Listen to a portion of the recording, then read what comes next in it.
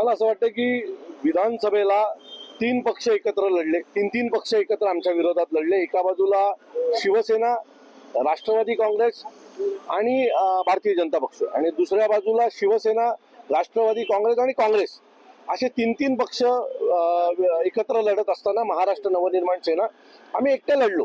अनेक विविध विधानसभेमध्ये आम्हाला 30, 40, 50 हजार, 70,000 मतदान झालेलं आहे, आणि तो आमच्या एकट्याचा आहे. यांच्यासारखा तीन पक्षांचा एकत्र येऊन आम्हाला मतदान झालेलं नाही. त्यामुळे प्रत्येक प्रभागात, प्रत्येक वॉर्डामध्ये आमची जी काही ताकद आहे ती आम्ही पाहिलेली आहे.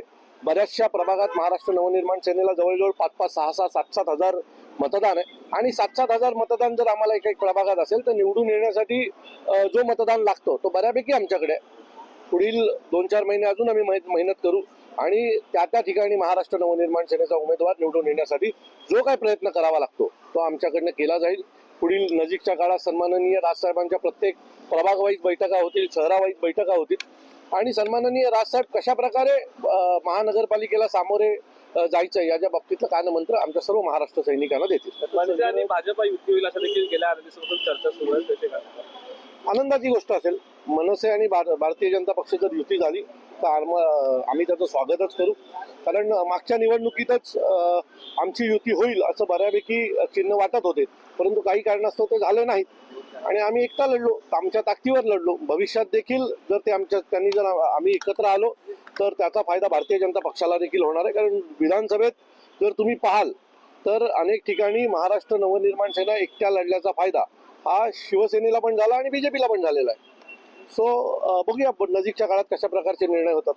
आशिष शेलार असतील, मोहित कंबोज असतील यांनी महापालिकेच्या निवडणुकीत मला असं वाटतं की राजसाहेबांना भेटायला सर्वच नेते जातात. अनेक जण त्यांचे मित्र आहेत, आणि महाराष्ट्रातलं एक मोठं नाव आहे राजसाहेब ठाकरे.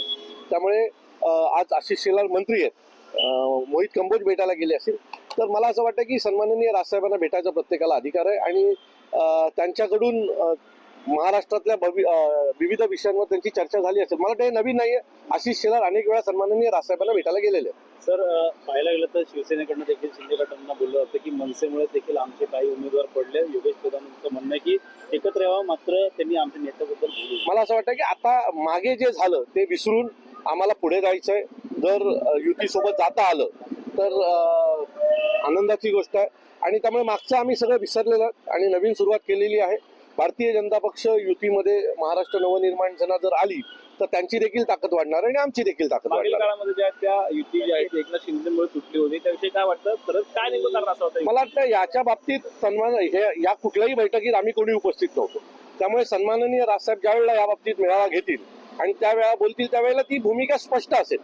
त्यामुळे जर तरला आता उत्तर देणं हे मला योग्य वाटत नाही.